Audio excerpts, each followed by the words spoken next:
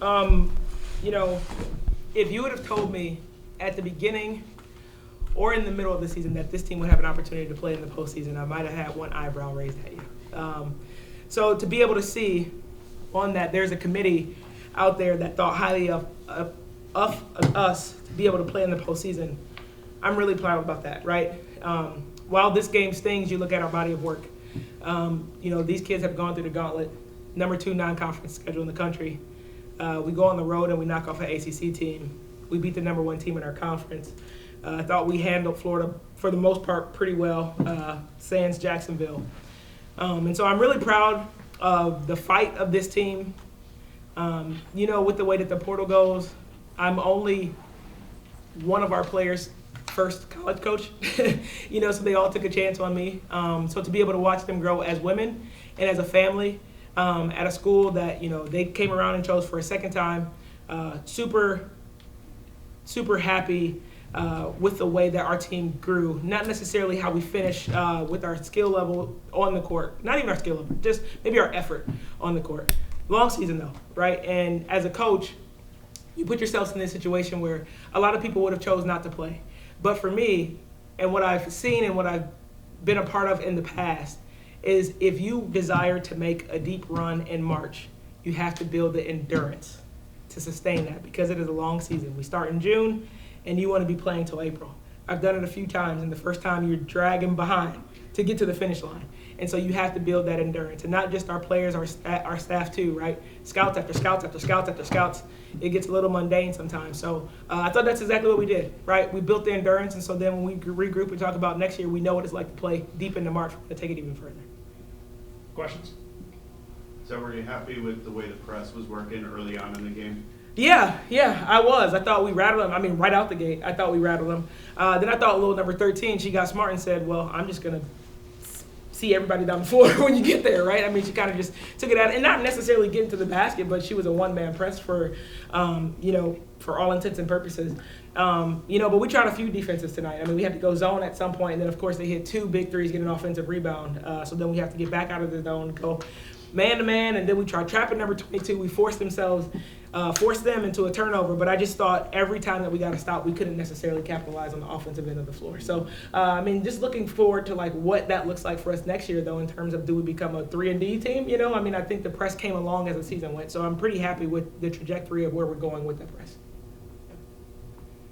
Free throws were a big issue. You missed a couple of them. What was the thing you were telling them most in halftime to try to keep your composure? Yeah, free throws are mental, I feel like, right? Because, you shoot them in a loud gym. We try to emulate that in a game. You try to pour in positive messages to them when they're at the free throw line. But at the end of the day, I never want to necessarily call their attention to it in a game, because I just think that makes their shoulders go up a little bit more, right? And so you tackle those things in practice, right? We shoot free throws every single day in practice. And while we're in there, I'm saying, see yourself at the line. Envision it being a hostile territory. Imagine there's a trombone player standing right in front of you that's holding a fat head, right? You have to do all those things so that when you step up to that line, you've seen it before, right? You've seen it. Put yourselves in the most terrible situations to shoot a free throw and go and knock it down.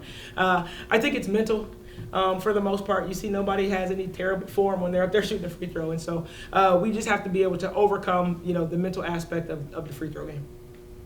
Coach, can you speak to the pride you have for not just this team, but particularly the seniors? Yeah, man. I told the seniors thank you. We have one senior that I'm her 4th coach in 4 years. And so them, when I think about them, it's, they didn't know what they were getting for their last ride, right? And I truly hope that I made it as special as it could be for them. I hope that I have surrounded them with 10 sisters for life. I hope that I have surrounded them with, 6 people on staff that are mentors and family for life. And so I just take tremendous pride that I help carry them to the finish line. And at the end of the day, it's much, much bigger than basketball, right? And so I've had conversations with, one of them that's going into her profession, making sure that I surround her with the right network. So as soon as she graduates, she has a lot of people that she can lean on. I talked to one person about, all right, it's time to find you an agent because I know you desire to go overseas, right? And so, I have a tremendous amount of pride, and I thank them almost every day just for putting their trust into me and for allowing me to help lead them across the finish line. The team made this one a really interesting, close game. Can you talk a little bit about the fight that you saw in your teams? Yeah, the thing is, we've always had fight, right? I mean, like, we've had fight against South Carolina when we were losing by 60, and so Eagles never die.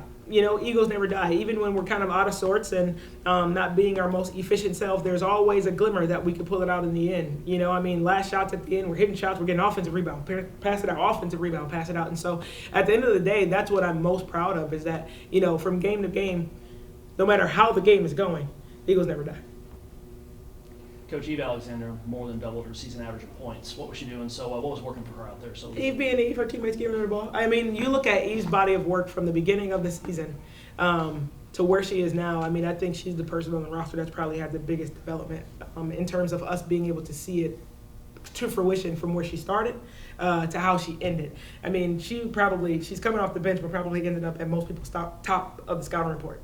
And so for her, in practice, we're trying to get her in her spots where, we're setting cross screens and we're setting pin screens for her to be able to catch the ball right on the block. We take one dribble, no more, to be able to go up and score, right? The thing about her is the free throws, right? Because I'm telling her, you can finish and get 3 the old-fashioned way, but we got to get 3 the old-fashioned way. I'm not worried about the 2. I know you can make those right and left hands. And so for her, she's a sophomore. She's got 2 years of eligibility left to play. I mean, the sky is the limit for that kid. She's one of the most coachable kids I've ever been around.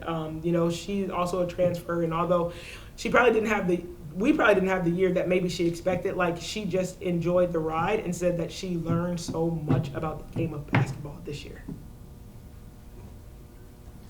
And Era right off the bat hit a 3, started the second quarter with a 3. I mean, she kind of was like a little spark plug for you guys. Yeah, there's a shooter. Yeah. So shoot it. There's no more, no less to that. I mean, Era has the ultimate green light. I think we all know that. My challenge to her night in and night out was, Era, you could score no point. You can go 0 for 10, right? You can go 10 for 10. My challenge is whoever you're guarding, don't let them hit more threes than you. They can't outscore you. So we got to shore up some things from her in the future defensively. But I thought at the end of the day, when we decided to go with her in the starting lineup, she really opened up the floor for us. You look at, we put Era in the starting lineup, and then Cece's production started to get better because now Cece and Jordan can get downhill because now we have a floor spacer on the floor. So. Coach, if you could go back to the first day of the season, you right now, and speak to you on day 1, what's something you would tell you? Ooh, that's a great question.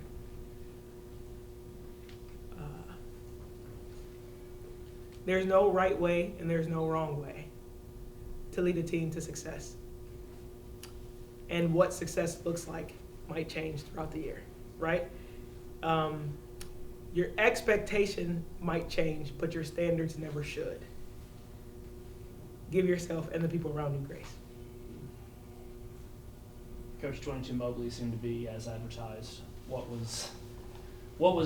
did you see from her that worked so well? Yep, she got the ball, put it in her right hand, and went to the basket and made layups and free throws. Literally, that's it. And I wish I had more than that, right? I just thought we didn't do a great enough job on her ball screens and then getting her back to her left hand. I mean, that kid knows what she wants, and she got it every time. Literally, she scored 27 points. The kid didn't hit a 3, right? If you look at most of her drives, I would bet that 99% of her shot attempts were on the right side of the basket coming from her right hand, right? I just thought we didn't do a good enough job forcing her left hand. And last one for me is, you're a first-year coach. You've got a young program. You're a lot of people learning things. Not just setting yourself up for future success, but just from a pure developmental standpoint, the extra week or 2 of practice you had coming into here, how important was that going into next season? Yeah, I think that's the thing that means the most, and that's what I just talked to our players about in the locker room. And I told them before we even decided that we were going to continue playing, should we have the opportunity to keep playing, is that, before the WNIT field was even announced, we had 3 practices because they all decided, should we continue to keep playing, that they wanted to keep playing. And so I said, at the end of the day, if we don't have an opportunity to get better, we got 3 days better than everybody else for next year. 3 days better. And our seniors had 3 extra days to be with this program. And so, just by going through those 3 days, they were some of the most fun, most spirited, right? Because we weren't focused on anybody else to scout. It was literally us against us. So we were getting back to that competitive juice of the fall and the summer. And so, for our seniors, though, when I sent them the text, we're in, they were like, the likes were, immediate, right? And Nay is not the most overly emotional kid. I saw her the next day and she bear hugged me in the parking lot, right? Because she just had more time with the Eagles. And so it means everything. One, to be able to have the returners to continue to play, but I think it speaks volumes to the returners of the relationships that they built with the seniors, that the seniors wanted to continue to play.